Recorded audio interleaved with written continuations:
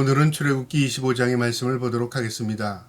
이 25장의 내용은 하나님께서 모세를 시내산에 부르신 이후에 이제 시내산에서 하나님께서 직접 모세에게 명령을 통해서 하나님의 임재의 장소인 성막과 그 성막 안에 있는 법궤와 또 여러 가지 기물을 만들라는 명령인데요. 오늘도 이 말씀을 통해서 하나님의 임재의 장소가 어떤 의미를 가지고 있으며 우리가 어떤 마음으로 하나님 앞에 예배해야 하는가를 말씀을 통해서 깨달을 수 있는 저와 여러분 되기를 주님의 이름으로 축복합니다. 25장 1절에 여호와께서 모세에게 말씀하여 이르시되, 이제 시내산에 올라온 모세에게 직접 하나님께서 말씀하시는 겁니다. 2절에 이스라엘 족속에게 명령하여 내게 예물을 가져오라 하고 기쁜 마음으로 내는 자가 내게 바치는 모든 것을 너희는 받을지니라. 이 예물의 기본이 뭐냐면요, 하나님을 경배하고 드리는 것입니다. 그런데 기준이 뭐냐면 기쁜 마음으로. 그러니까 우리가 아무리 천만금을 드릴지라도요, 억지가 있거나 기쁨이 없거나 그러면 예물이 되지 않는 것입니다. 예물은 기쁜 마음으로 하나님께 드릴 수 있는 것이죠. 이 기쁨이라는 건 뭐냐면 내 마음을 드리는 겁니다. 내 마음을 표현하는 것이죠. 그러니까 이 예배의 본질은요, 하나님을 경배하는 것이지 않습니까? 마음을 드리는 것입니다. 그래서 하나님께서 예물을 바치되 어떤 마음으로 바치냐면 내 마음을 바쳐라, 그 말이죠. 아벨과 가인의 제사에 큰 차이가 뭐냐면요, 아벨은 마음을 드렸습니다. 가인은 마음이 들어가 있지 않았습니다. 하나님은 아벨의 제사를 받으십니다. 가인의 제사를 받지 않으십니다. 재물의 차이가 아니라요, 그의 마음의 차이가 있는 것입니다. 3절에요. 너희가 그들에게서 받은 예물은 이러하니 금과 은과 놋과 청색, 자색, 홍색 실과 가는배 실과 염소털과 붉은 물들인 숫양의 가죽과 배달의 가죽과 조각목과 등유와 관유의 모든 향유와 분향할 향을 만들 향품과 호마노며 예봇과 흉배에 붙일 보석이니라. 그러니까 가진 예물의 종류를 다 기록해 있는데요, 어떤 사람은 금이 있고 어떤 사람은 은이 있을 수 있습니다. 어떤 사람에게는 또 실이 있을 수 있고요, 가죽이 있을 수 있고 향료가 있을 수 있습니다. 이 가운데 구별된 것, 좋은 것들을 구별하여 하나님께 드리면 그것을 재료를 삼아서 이 성막, 하나님의 임재의 장소를, 성소를 짓는 것입니다. 8절에요. 내가 그들 중에서 거할 성소를 그들이 나를 위하여 짓되, 이제 하나님의 백성들이 하나님을 위하여 성소, 임재의 장소를 만드는 겁니다. 9절에 무릇 내가 내게 보이는 모양대로 장막을 짓고 기구들도 그 모양을 따라 지을지니라. 짓되 너희 마음대로 짓는 게 아니라 하나님께서 규격을 정해놨습니다. 그러니까 이것은요, 하나님의 말씀대로라는 의미죠.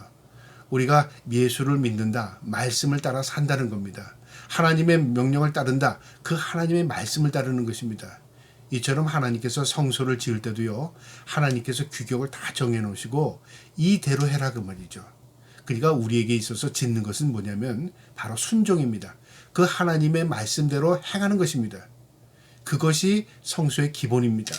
그리고요, 이제 그 규격을 하나님께서 하나하나 정확하게 불러주시는데요, 10절에 그들은 조각목으로 궤를 짜되 길이는 2규빗 반, 너비는 1규빗 반, 높이는 1규빗 반이 되게 하고, 그러니까 직사각형의 이 법궤를 만드는데요, 규빗이라고 하면 이 성인의 팔 길이입니다. 그러니까 손끝에서부터 여기까지요.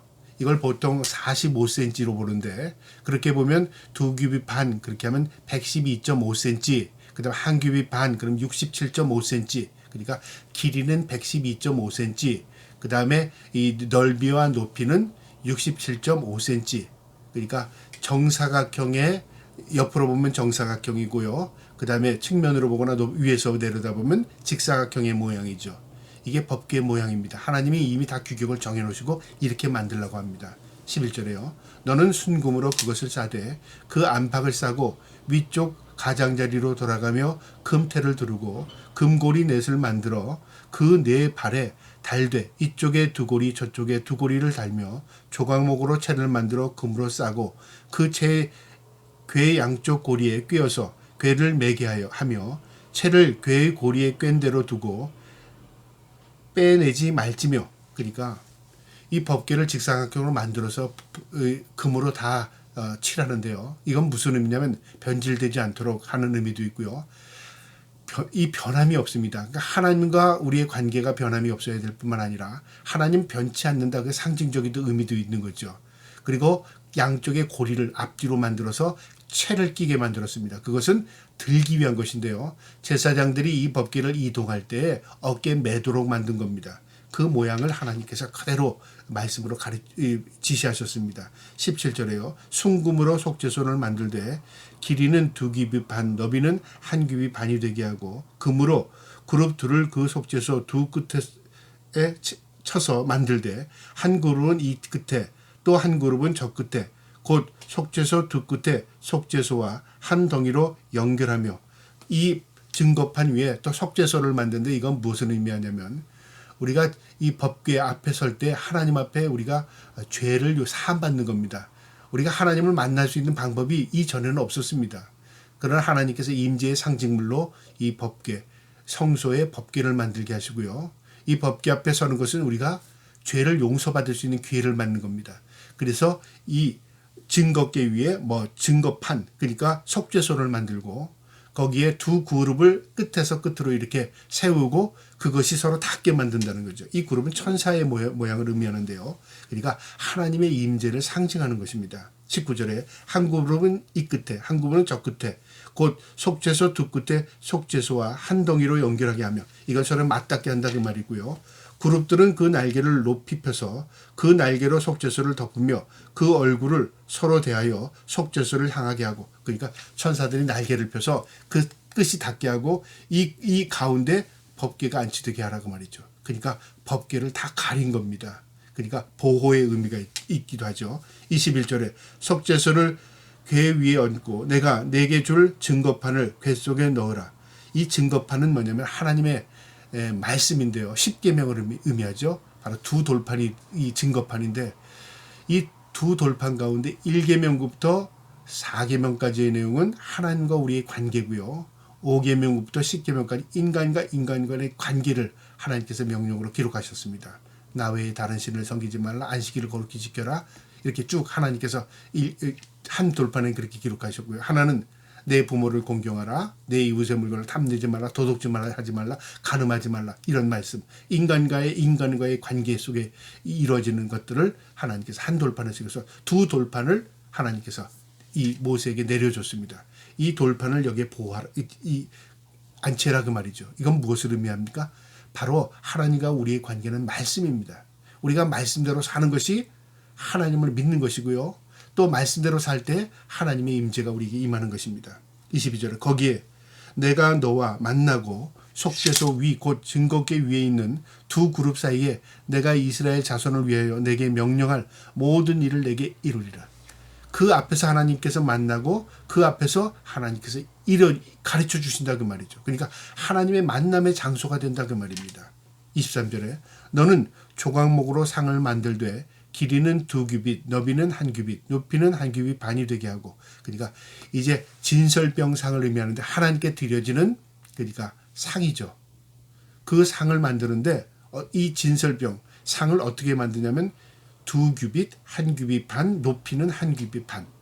그렇게 해서 요만할 정도로 만드는 겁니다. 24절에 순금으로 싸고 그 위에 금태를 두르고 그 위에 손바닥 넓이만한 턱을 만들고 그 턱 위에 금으로 태를 만들고 그것을 위하여 금고리 넷을 만들어 그 네 발 위에 네 귀퉁이에 달되 그러니까 이것도 법궤처럼 이동할 수 있도록 그 진설병상을 만들어서 그 고리를 만들고 거기에 채를 끼는 겁니다. 27절에 턱 곁에 붙이라. 이는 상을 멜 채를 꿰일 곳이며 또 조각목으로 그 채를 만들고 금으로 싸라. 상은 이곳으로 맬 것이니라. 너는 대접과 숟가락과 병과 붓는 잔을 만들어 순금으로 만들며 그러니까 그 진설병 위에 얹을 숟가락 그다음 대접 그다음 불잔 그러니까 이스라엘 민족이 하나님 앞에 드려지는 그 예물을 그 안에 올리는 것입니다. 30절에 상 위에 진설병을 두어 항상 내 앞에 있게 할지니라. 항상 있게 할지니라. 그러니까 진설병 안에 항상 채워 있게 하라. 근데 이것은 무슨 의미냐면요. 하나님께 드려지는 것이죠. 하나님께 예물을 올린 겁니다. 하나님께 우리가 드린 건데요. 12지파가 이 진설병을 만들어서 떡을 만들어서 하나님 앞에 올려드린 겁니다. 그 무슨 의미냐? 하나님 드시세요. 그 의미가 아니라 하나님이 우리에게 주신 것을 우리가 먹고 삽니다. 그런 의미죠. 그렇죠? 우리가 제사 음식을 드려서 그 귀신 먹으라고 하는 그런 의미가 아닙니다. 하나님이 주신 것입니다. 인정하는 의미입니다. 그래서 하나님 앞에 그 상을 만드는데요. 12지파가 그 진설병을 만들어서 떡을 만들어서 12개로 올려드립니다. 그러면 모든 지파가 하나님의 은혜로 먹고 산다. 그런 의미고요. 그 진설병을 안식일날 올려서 한 주간 지내고 그것을 다 그 다음에 또 내리고 그 다음에 또 새로운 곳에 올리고 그렇게 반복적으로 그 진설병을 계속 올렸습니다. 그건 무엇을 의미하냐면 하나님께서 우리의 모든 것을 공급원입니다. 그걸 깨닫게 하는 거죠. 31절에 너는 순금으로 등잔대를 쳐 만들되 그 밑판과 줄기와 잔과 꽃받침과 꽃은 한 덩이로 연결하고 가지 6을 등잔대 곁에서 나오게 하되 다른 3가지는 이쪽으로 나오고 다른 3가지는 저쪽으로 나오게 하며 등잔을 만드는데 이렇게 위에서 한 줄기로 올라오다가요. 그 다음에 3개는 오른쪽으로 3개는 왼쪽으로 가운데 하나 그 모든 게 7개의 촛대가 되는 거죠. 그렇게 만들라 그 말입니다. 33절에 이쪽까지의 살구꽃 형상의 잔셋과 꽃받침과 꽃이 있게 하고 저쪽까지의 살구꽃 형상의 잔셋과 꽃받침과 꽃이 있게 하여 등잔대에 나온 가지 6을 갖게 할지며 그러니까 양쪽으로 3개 가운데 하나죠. 7개의 등대가 올라오는데 꽃받침, 살구꽃 모양으로 만들랍니다. 34절에 등잔대 꽃에는 살구꽃 형상의 잔넷과 꽃받침과 꽃이 있게 하고 등잔대에서 나온 가지 6은 위에서 꽃받침에 있게 하되 2가지 아래 한 꽃받침이 있게 줄기와 연결하여 또 2가지 아래에 한 꽃받침이 있어 줄기와 연결하여 또 2가지 아래에 한 꽃받침이 있어 줄기와 연결하게 하고 그러니까 모든 것이 다 연결되어서 한 곳에 이렇게 묶어지게 하라 그 말이죠. 그러니까 한 줄기에서 이렇게 다 나오게 하라 그 말이죠. 그러니까 근본은 하나다 그 말이죠. 36절에 꽃받침과 가지를 줄기와 연결하여 전부를 순금으로 채 만들고 등잔 7을 만들어 그 위에 두어 앞을 비추게 하며 등잔 7 그러니까 불을 붙이는 등잔 7을 만들어서 그 다음에 앞을 비추게 한다는 거죠. 그러니까 거기서 불이 비추게 하는 것이죠. 38절에 그 불집게와 불똥 그릇도 순금으로 만들되 그러니까 불을 옮기는 그 집게가 있을 것이고 그 다음에 그 담는 그릇이 있을 거잖아요. 그것도 다 금으로 싸라 그 말이죠. 39절에 등잔대와 이 모든 기구를 순금 1달란트로 만들되 너는 삼가 이 산에서 내게 보인 식양대로 할지니라. 너는 내가 보인 대로 그 규격 그대로 재료를 사용해서 만들라 그 말이죠. 그러니까 하나님의 임재의 장소는 하나님께서 주신 그 규격대로 만들어야 하나님 임재하신다. 그 의미이기도 하고요. 너희의 멋대로 너희의 생각대로 만들지 말고 이렇게 만들 때 너희가 순종할 때 하나님이 너희와 함께 하신다. 그런 의미도 있는 것입니다. 그리고 촛대의 의미는 이 성막에 불을 비치는 의미인데요. 무엇을 의미하냐면 예수 그리스도 하나님 그 상징이기도 합니다. 빛은 예수 그리스도입니다. 그러니까 빛 대신 예수 그리스도 그런 상징의 의미이기도 하고요. 또 이 법궤 안에는 뭐가 들어가 있어요? 3가지의 물건이 들어가 있었는데요. 하나님께서 주신 이 10계명이 돌판이 들어가 있습니다. 말씀이 들어가 있었습니다. 하나님의 법이 들어가 있고요. 하나는 또 아론의 쌍난 지팡이가 들어가 있었습니다. 그건 뭐냐면 죽은 막대기에서 생명이 든 겁니다. 바로 예수 그리스도의 부활을 상징하기도 하죠. 그 다음에 또 하나는 뭐냐면 만나입니다. 금 항아리에 하나님께서 하늘에서 내려준 생명의 떡 만나를 그 안에 담아놨습니다. 그러니까 예수 그리스도 생명의 떡을 의미하기도 합니다. 이처럼 상징적인 의미이기도 하지만 또 모두가 초점을 맞추면 예수 그리스도에게 초점을 맞출 수 있습니다. 말씀이 육신이 되어서 이 땅에 오신 분, 말씀, 그 법은 뭐죠? 예수 그리스도입니다. 그리고 생명이 예수 그리스도죠. 그 다음에 또 생명의 떡이 예수 그리스도입니다. 이처럼 우리가 이 말씀, 이 구약의 말씀을 비춰볼 때요, 우리가 모든 초점을 예수 그리스도에게 맞출 수 있습니다. 또 이 성막에 있는 모든 기물들을 예수 그리스도의 초점을 맞출 수 있습니다.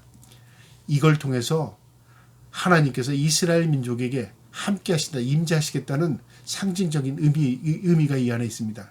이스라엘 민족은 이 말씀을 받고 이 법궤와 이 안에 있는 기물과 그 다음에 성막을 그대로 지었습니다. 그리고 하나님께서 그들과 함께 하셨습니다. 우리가 하나님의 말씀대로 산다는 게 바로 그겁니다. 하나님의 말씀대로 행할 때 하나님은 우리와 함께 하십니다. 우리가 하나님의 말씀을 지켜 살 때 그것이 우리에게 복이 되는 것입니다. 오늘도 이 말씀을 우리의 마음에 새기고 하나님의 말씀대로 사는 것, 그게 하나님과 동행하는 것이구나. 그것을 마음에 인식하시고 늘 하나님의 말씀대로 하나님과 동행하는 삶을 살아갈 수 있기를 주님의 이름으로 축복합니다. 아멘.